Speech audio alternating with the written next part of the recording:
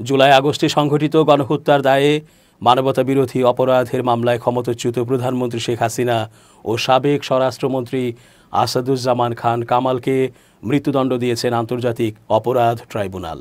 এই রায়ে সন্তুষ্টি প্রকাশ করেছে জামায়াতে ইসলামী। সোমবার বিকাল ৩টার দিকে রায়ের প্রতিক্রিয়ায় তাৎক্ষণিক সংবাদ সম্মেলনে সন্তুষ্টি প্রকাশ করেন বাংলাদেশ জামায়াতে ইসলামীর সেক্রেটারি জেনারেল মিয়া গোলাম পরোয়ার।